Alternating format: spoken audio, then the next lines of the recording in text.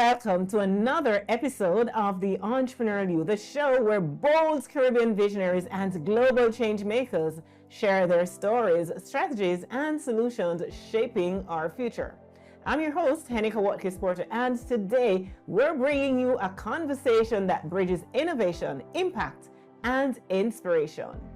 This episode is powered by JPS, Liberty Business, Digital Video Concept, Madison Chai, and HenekaWatkis-Porter.com. Get ready for a journey into the mind of a visionary who's transforming industries and uplifting communities. Don't go anywhere. We'll be right back.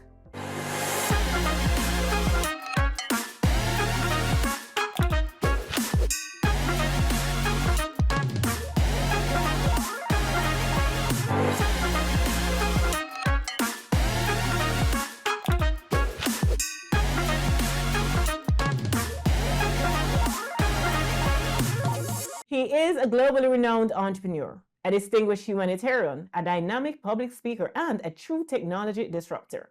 As founder and CEO of Amber Group, Ambassador Dushyant Savadia has redefined what it means to lead with vision and purpose, propelling his company onto the world stage while never losing sight of his commitment to giving back.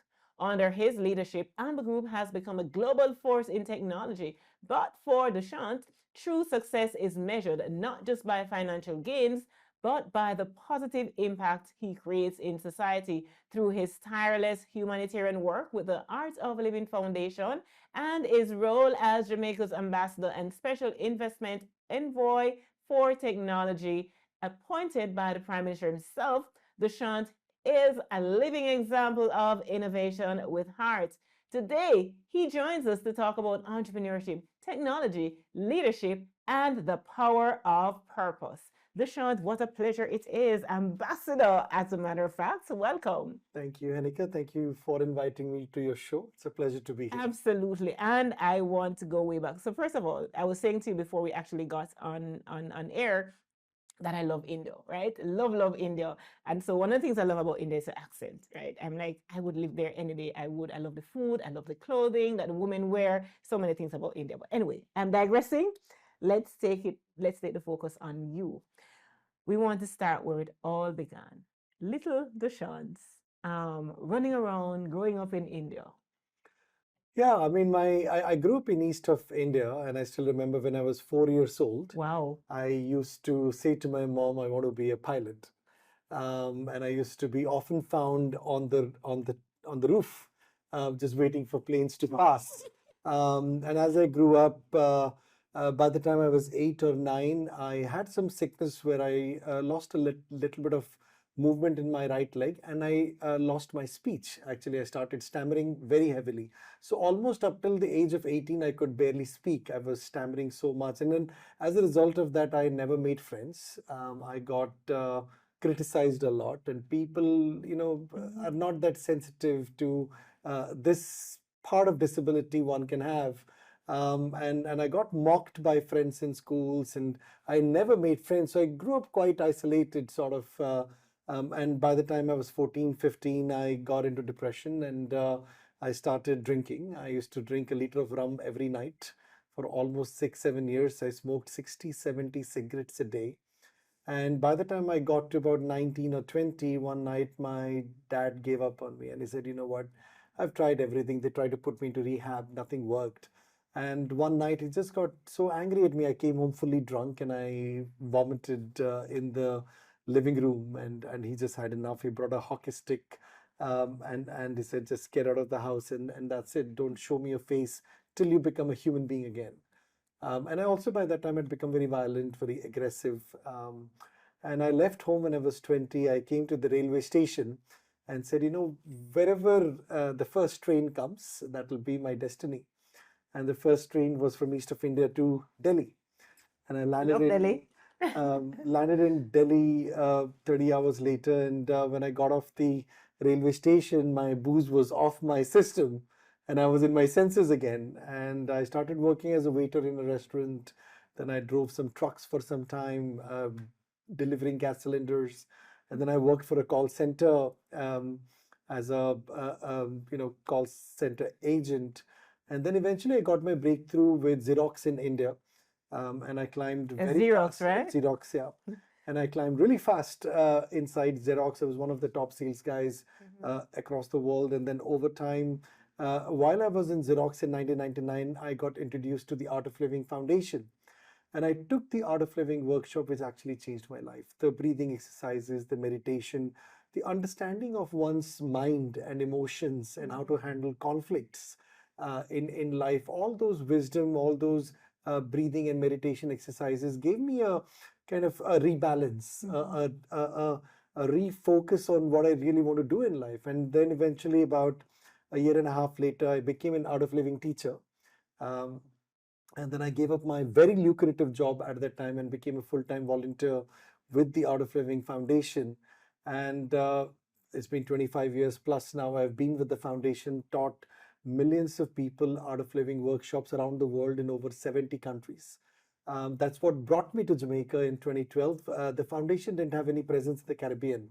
And I was sent by the founder of the Art of Living, Sri Ravi Shankar, in 2011, late 2011, to the Caribbean. I said, which country you want me to start with? And he said, no, you start with Curacao and then go around all the Caribbean countries. I used to live in the UK before.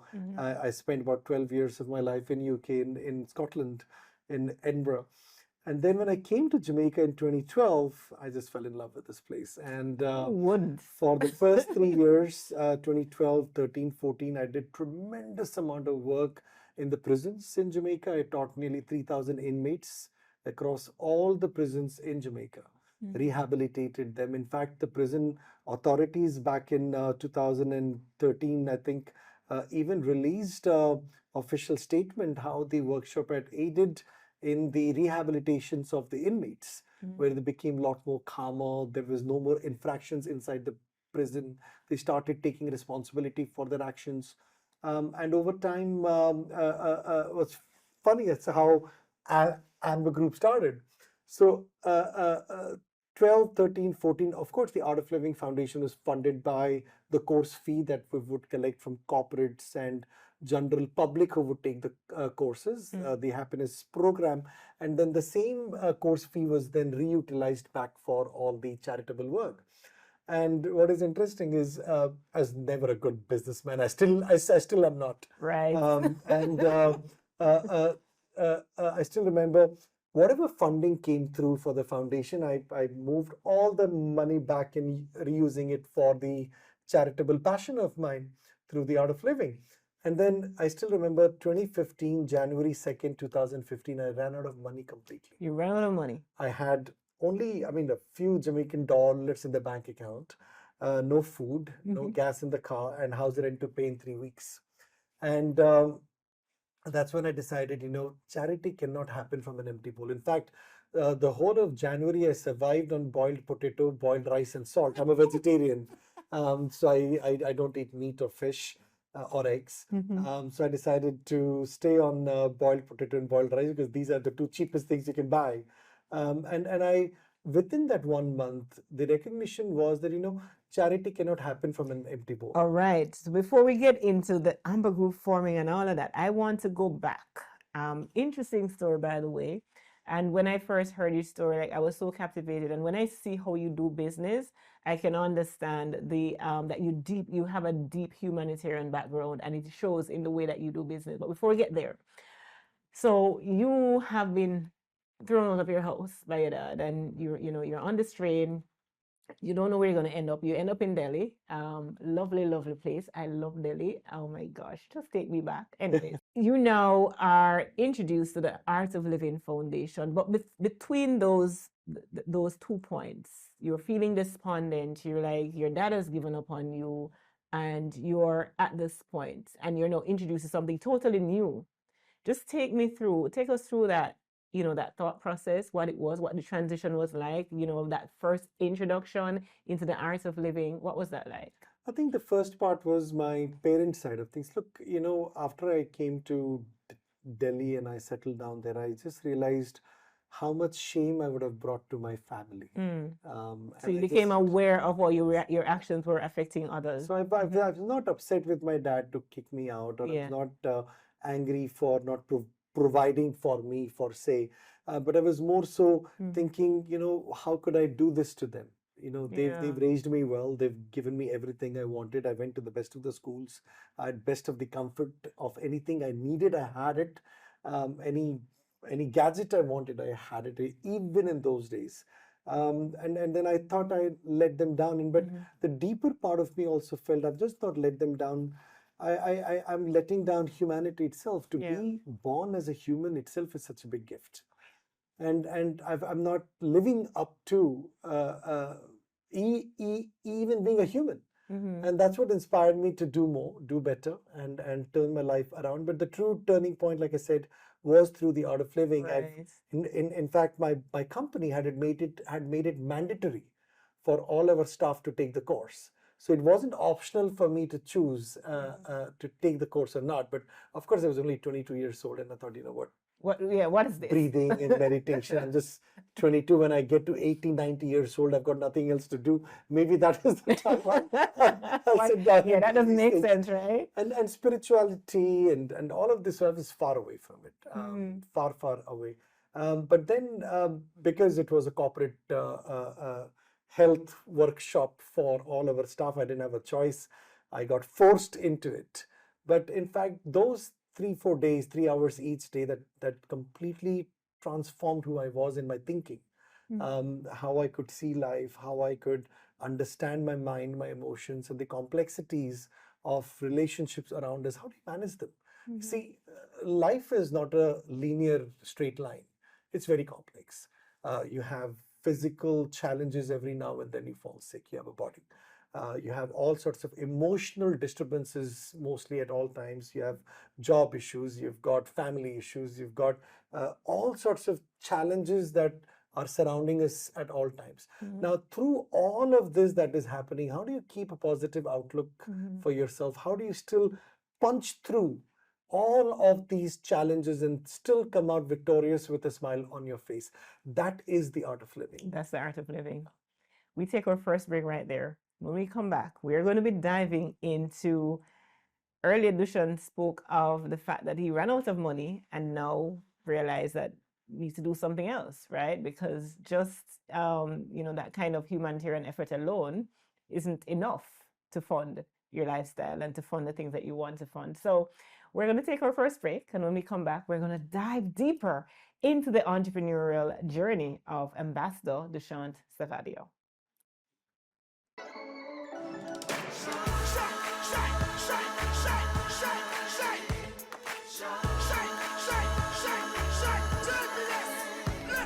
Jamaica is where built with fire, passion and vibes, and through it all there's a glow inside.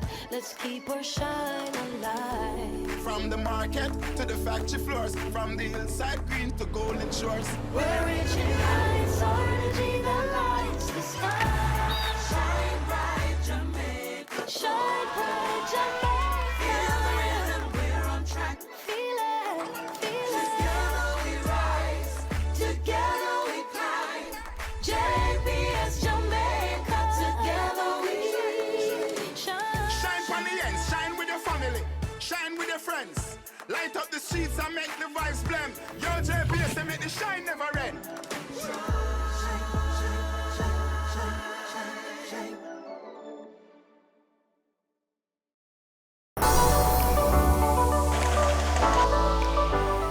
What great stories do you want to tell today? We are your storytellers. We are Digital Video Concept. If you come to Jamaica and you want to have the best shoots ever, you have to call Digital Video Concept. My experiences have been amazing. They are fantastic.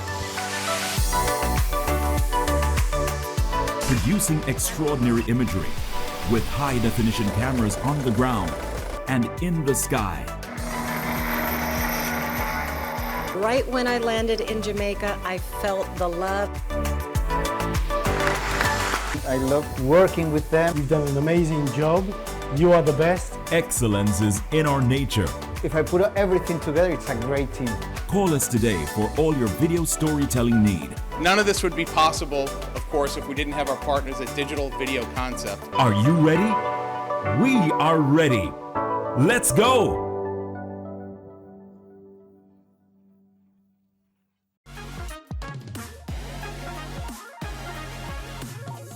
Welcome back. It's Heneka Watkis-Porter, and the show is The Entrepreneurial You, with guest today, Ambassador Dushyant Savadia. He is the founder of the Amber Group. Dushyant, so before the break, you were about to get into, you ran out of money. You want to tell us that story and how the Amber Group was actually founded, So let's go there. Yeah, so like I was saying, one thing that I realized in that short space of span when I had no food to eat is that, look, charity cannot happen from an empty bowl. You need cash to care. You need wealth to serve. There is no other way. And, I just realized, I've been in technology before. I've been part of huge corporates before I joined the Art of Living. And through the Art of Living also, I took a sabbatical for 3 years. I worked for Best Buy in Europe for 2-3 years. So with all that experience, I thought, you know what, it's time to build businesses for a sole purpose for it to give back to the society and build a social enterprise to do good. And that's what inspired me to start the Amber Group. And of course, the first thing you have to do is think of what you want to do. To think about starting a business is fantastic, but then there are a sequence of things that has to fall into place to be an entrepreneur. So the first thing I thought is, okay, let me look at what is possible, first of all. So I started with looking at finance sector, e-commerce, payments, and I realized how many red tapes are there. It's not easy to do any fintech business in the Caribbean. It's very, very hard. The red tapes are just too difficult to cut through to do any fintech business this side of the world. Of course, if you go to US, if you go to UK, you go to Middle East also, it's a lot more faster, a lot more easier for fintechs to roll out things outside of the banks. But here it's banks who dominate the fintech products pretty much, and to compete with them is very hard because it's not that easy. So I decided to park that for now, but then I still went into fintech a lot later. And then I looked at energy sector, which needed a lot of investment. And then I looked at quite a few different multiple businesses. Then I looked at the security sector, and I realized that yes, home alarm systems were there, guarding is there. All of those has been very traditional business. But when I looked at vehicle tracking, when I looked at vehicle security, it was the most outdated, uninnovated technology. And I realized people are paying so much of money for protecting their vehicles, but they have no visibility on their own vehicle at all. They barely have any data. They have no analytics, no helping them with their own management of the vehicle or managing drivers on those vehicles. And then this whole fleet management system, which is also required for large businesses to operate efficiently with their fleets. And I looked at that whole industry, and when I looked at the software that was available in those days, 10 years ago, and I looked at all the hardware that was available, I thought, this is it. One, security can't go wrong, because see, crime is a common problem all over the world. Car theft is huge everywhere in the world. Jamaica is also, in the last 1 year, the surge of car theft is just gone through the roof. Do you have the data on that? Yes. In fact, one of the leading news agencies just published a big article a few weeks ago. Over $1 billion Jamaican worth of cars stolen in the last 1 year. Wow. So it's a lot of crime. But I saw this 10 years ago. That car is kind of a problem that the whole world has, and I realized, okay, I need to be in the security industry. One, it's a direct impact to people's lives. Absolutely. Second, how do we reinvent this whole technology that people will embrace it a lot more faster? You make it affordable and give so much of tech that the car can in itself defend itself. So we built a lot of AI technology. We now have a boom of AI. We built all the AI tech on Amber Connect platform almost 5 years ago, where if while your vehicle is parked at home or anywhere, if somebody tampers with your vehicle, it immediately by itself immobilizes the vehicle, blows the horn, flashes the light, and calls you on your phone to let you know that Wow. somebody is stealing your vehicle, and send armed response at the same time. Wow. So all of this done in 3 seconds. So to me, the first business was Amber Connect. I got a little bit of seed funding from a friend of mine out of St. Martin. St. Martin. Oh, Very love nice St. guy. He Martin, was yes. actually my student Oh, wow. with the Art of Living. I called him. I know he's very, very wealthy. So I called him. I said, look, I need 450,000 US as seed money to start this enterprise. I want to name it Amber Connect, and it'll do this and that. And I just explained to him on the phone, and he said, done. And he said, it's a donation. I want friends like those, okay? And I think he believed in the cause. Yes, He knew yes. that I'm not going to use this money for anything else, but to really build something for the society. And he also knows my heart is in the right place, that I will give back whatever I make. So he wasn't even slightly hesitant on the investment side, but he capped it at 450K. And by August 2015, I came up with the whole product. I built a hardware team in China. I built a software team in India. And then combination of both of them, by August, September 2015, the first Amber Connect version product was ready. And then came the real challenge. You have the product, but nobody trusts you. Nobody believes you. Nobody wants to pay you nothing. And everybody wants to put it on their vehicles first, try it for a month or 2 or 3, and then decide they keep it or not. And as a startup, every single device, every single hardware is expensive. And I was not backed by influential businesses or anything. I tried to get some funding locally. I got very poor. In fact, the first company I went to for funding in Jamaica as a for investment, they said, yeah, the product is fantastic, everything is good, but you need to step down as a CEO because I don't think you know how to run big businesses or technology businesses. We'll bring our own CEO, we'll run the business. And by the way, why do you need 6-7 engineers? If the product is already ready, you don't need any more engineers, but to just maintain what you built. I just got up and left, because that is how you kill a whole Absolutely. product, when you take out the heart from the product itself. So I decided to push through myself and worked very hard. I went to South Africa. So one of the turning points, I think, for me was to just get out of Jamaica and go outside first. So I went to the biggest countries with the highest crimes first.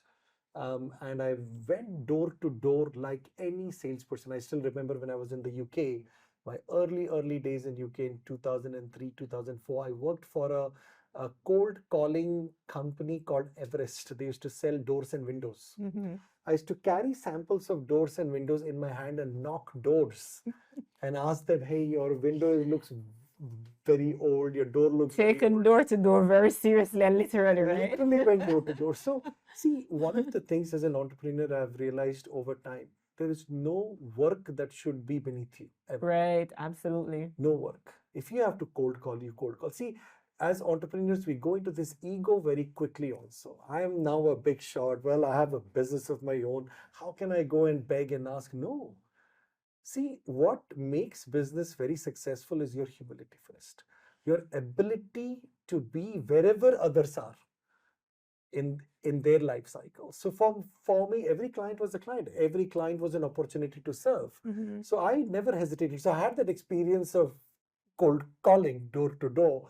That's what I did. I went to South Africa, I went to Kenya, I went to so many countries in the African countries first, because I knew, especially in South Africa, tech was already evolved. There were the education of vehicle tracking and the purpose of it and the need of it was already established. And in fact, what is even more phenomenal is when I went to South Africa the first time, everybody told me not to do it in South Africa because you'll never cut it through. Because, well, there are so many mature companies, more than 300, 400 tracking companies in South Africa already. But you see that as validation for your product right Exactly. And I realized if 400 companies can be successful with very poor tech, With my superior tech, I'm sure we'll grow very fast, and rightly so. In 7 years' time, we are the top 5, 6 now in South Africa alone. Out of 400, we grew that fast with the right partners, of course. So I think to me, and then of course, Amber Connect came, and then because people loved our software so much, everybody started asking me in Jamaica also, we built an amazing software. Can you build this for us? Can you build that for us? And I thought, I can't build that from a vehicle tracking company. So that gave birth to Amber Innovations, which is our software development company. We have over 1,200 odd software engineers globally now on our payroll. We have a huge team, and we build software for many, many large banks in Jamaica and overseas, a lot of retail, manufacturing. We do a lot of good work in terms of software development, from data warehousing to name it. And now recently, we built a whole AI engineering capacity in-house, and now we're building so many AI solutions for a lot of large companies around the world too. So I think to me, it was always one, I've never been afraid to pivot, ever.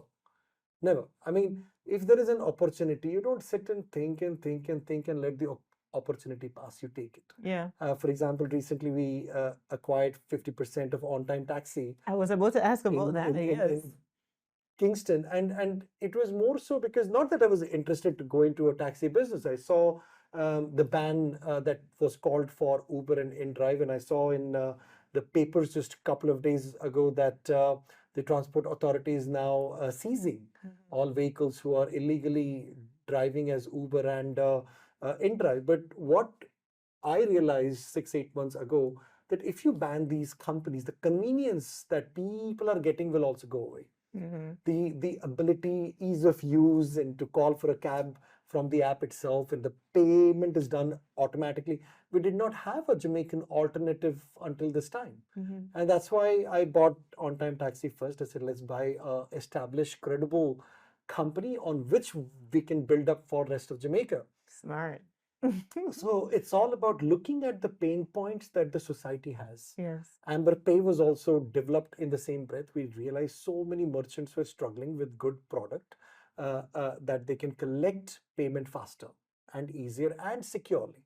And that's why we built Amber Pay. That became a massive success. You will now, I mean, almost anything you pay for now, you're paying through us. You pay your electricity bill, you're paying through us. You pay for your movie tickets, you're paying through us. You cross a toll booth, you're paying through us. You're pretty much paying for anything, not anything, but I mean, you're paying for many things with Amber Pay. So all we've done is we just kept on looking at where the society needs assistance for ease, comfort, and affordability. How much of your humanitarian efforts and background do you think, how much of a role does that play in how you operate business? 100% of it. 100% of it. I'm still not a businessman. Yeah. I mean, it's hard for me to be the group CEO because I only know to give away. But yes, I mean, profit is important for our business too, because only through this profit we are able to do good for the society. Right. In fact, just last week we launched one of the most something very close to my heart. We said, you know, we're doing so much of charity globally, helping so many people, thousands and thousands of them. What about our own employees? So we actually launched an employee initiative now where we committed to pay up to 100% of the school fee of every single child, of every single employee of Amber Group, globally. Wow. Not in just one. I want a job there so my kids can benefit, right? Interesting story. When we come back, we're going to go to a break. When we come back, we want to talk about your vision, your legacy, your leadership, and all that lovely stuff. So let's take a break.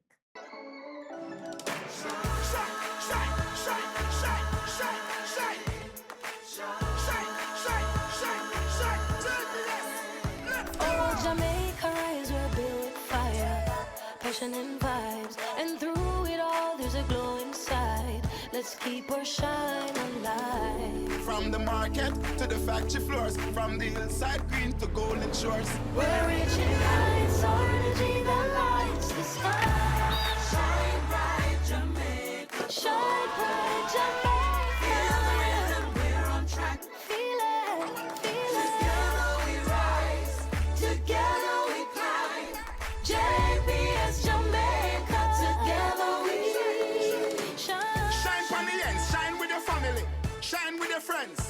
Light up the streets and make the vibes blend. Yo, JPS, they make the shine never end.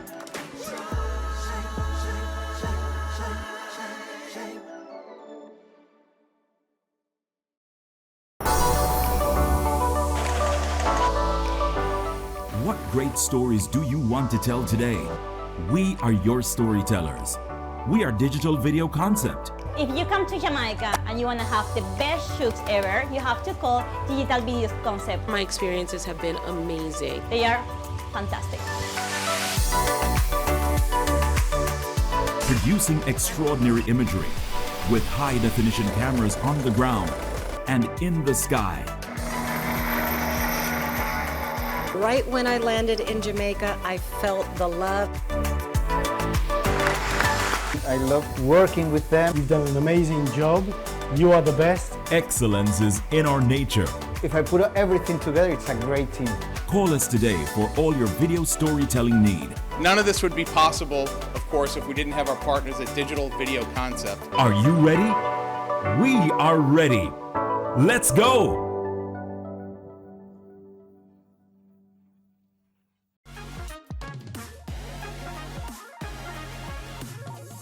Welcome back. Of course, we've been having an amazing conversation. We've been talking, well, I've been talking with Dushyant Savadia. It is the Entrepreneurial You, and I'm your host, Heneka Watkis-Porter. Dushyant, before the break, you told me all that good stuff that Amber is doing, and you've gone to South Africa first, and then you came back to Jamaica. But tell me a little bit, before I get into what I really want to ask in this segment is, about your leadership, but just tell us about all the countries that you've been established in. So, I mean, at the moment, Amber is operating in over 100 countries now globally. Wow.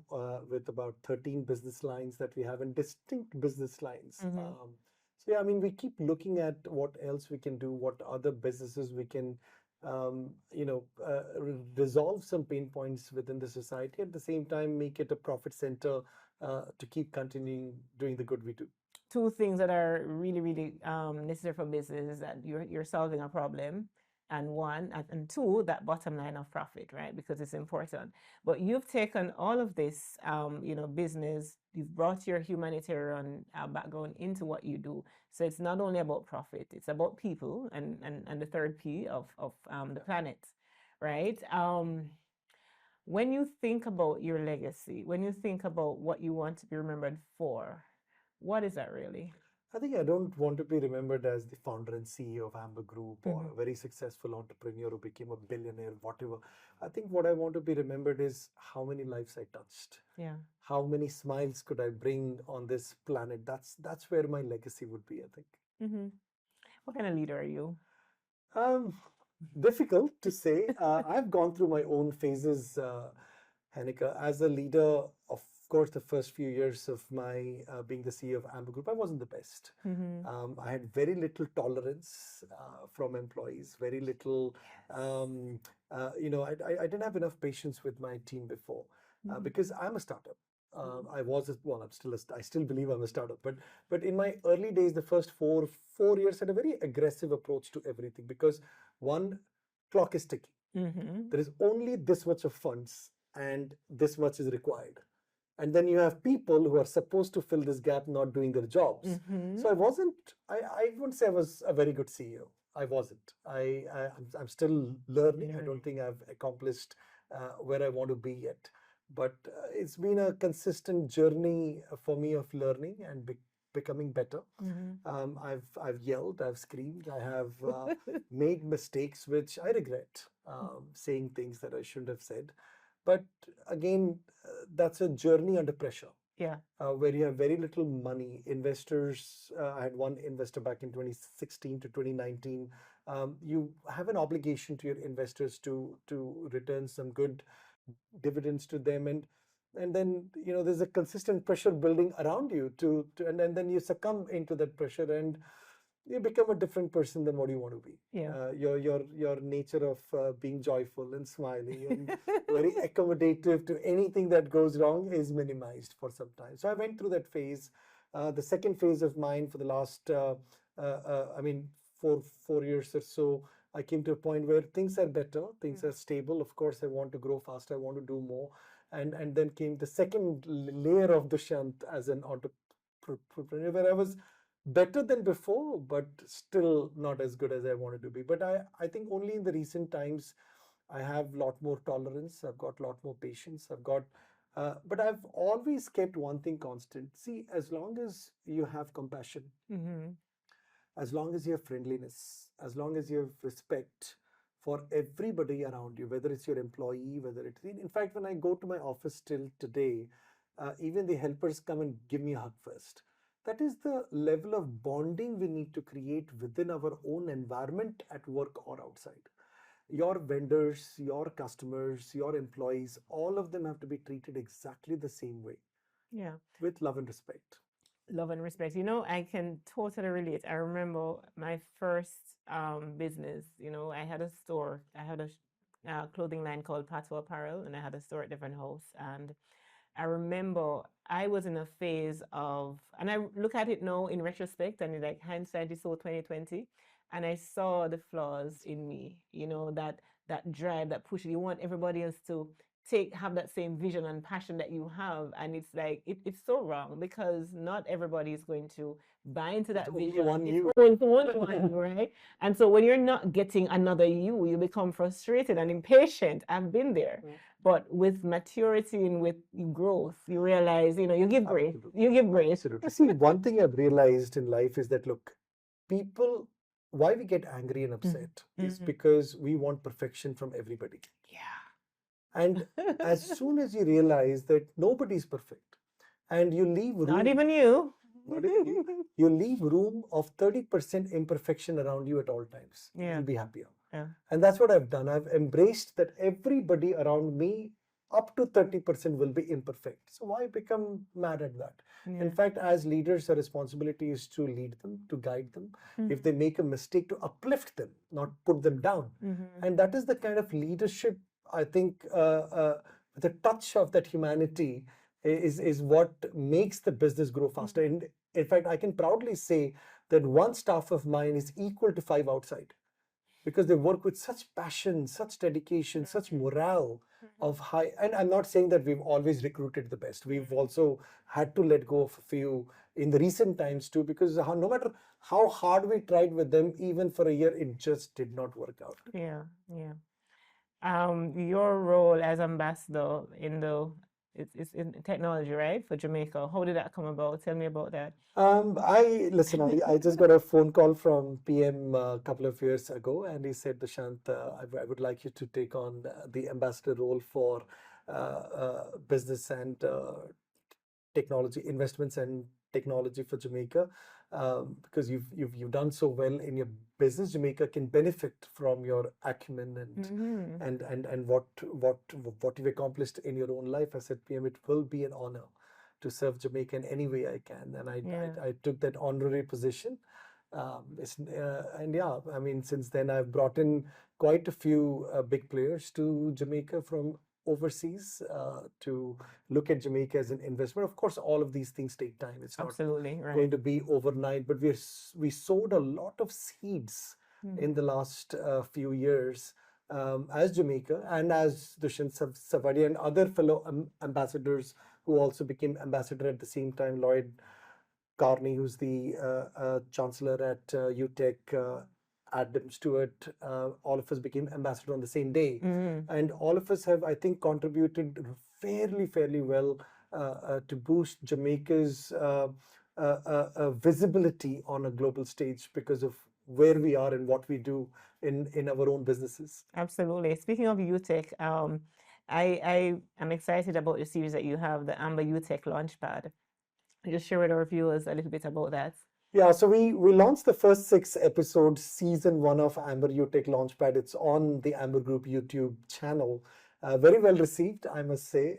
It was the first of its kind, where I said, you know, as an entrepreneur, I've gone through a very difficult journey.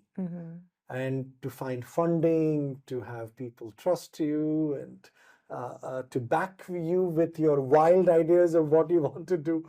It's not been an easy road for me. And I thought, okay, if I've gone through this road and I know what the pitfalls are, how about we setting up a launchpad, incubator sort of, which is not just a training incubator, which is mostly are available outside. You go and you get into a program, they teach you how to do business for 6 months, 9 months, 12 months, and then perhaps connect you with some investors.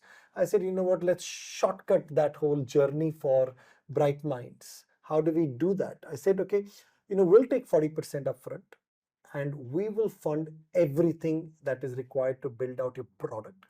We are already a very large marketing company. We are in so many countries all over the world. We've got so many customers all over the world. So when we add any new product, it's a lot more easier for us to distribute the product faster. So I said, let's just do it in a way that all I need is a great idea.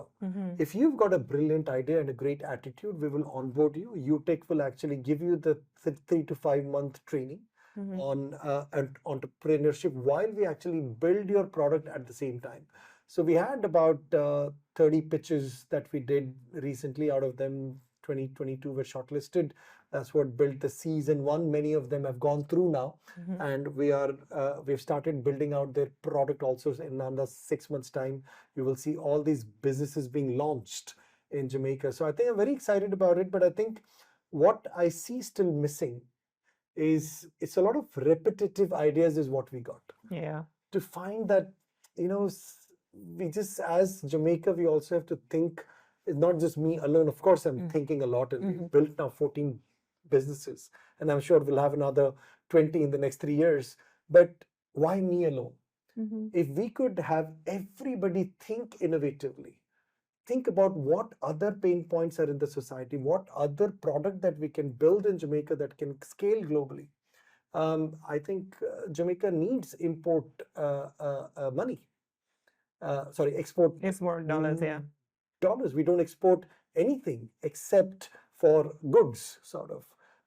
Technology export is next to nothing. In fact, we are the largest technology exporters now from the Caribbean. But we need to build some platforms. We need to build some export quality softwares that can scale around the world, can have a subscription-based model that we can make money off from all over the world into Jamaica. So I think that's what we're hunting for. That's what we're looking for. And that's why we will keep going with Amber UTech Launchpad, because I think if we do about 100 to 150 startups in the next 2 years, I'm sure there'll be at least 4 or 5 unicorns we will build out of them. Absolutely. I know that's a lot of what you're doing. And in the show, it's about technology.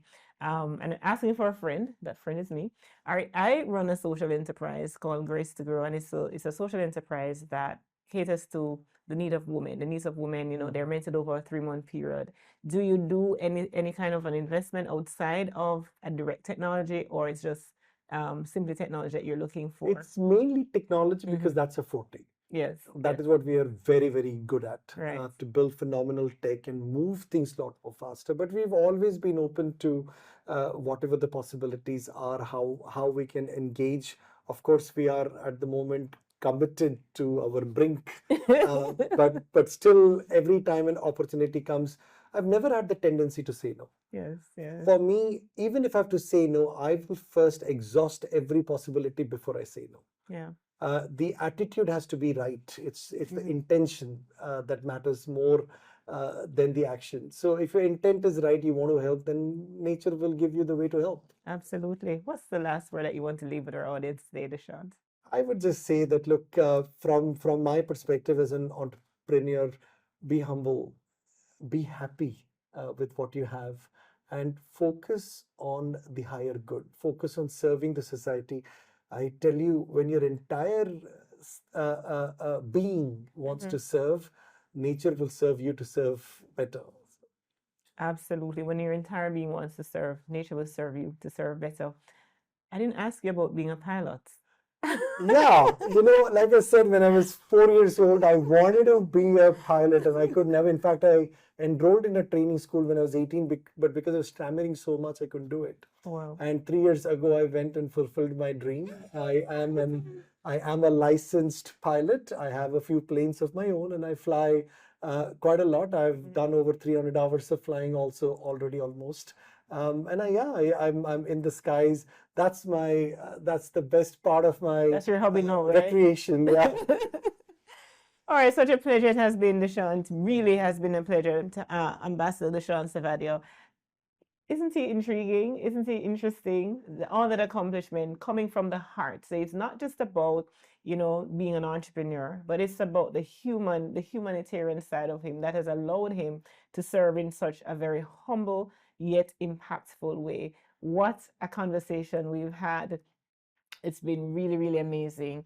Thank you so much for tuning in to this episode, but don't go anywhere. We'll be right back. Coming up, Liberty Tech Talk. It's now time for Liberty Tech Talk, brought to you by Liberty Business, rooted in the Caribbean, committed to you.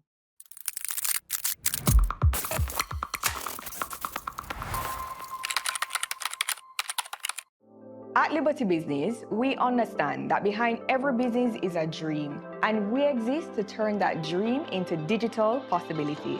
Our resilient connectivity is powered by high-speed fiber to ensure that your operations stay fast, stable, and future-ready. When you think Liberty Business, don't just think technology, think transformation. Because whether you're a startup, a growing brand, or a business ready to scale, we're here to partner with you.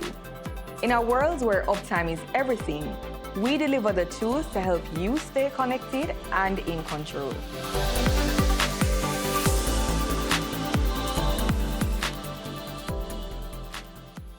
That was Liberty Tech Talk.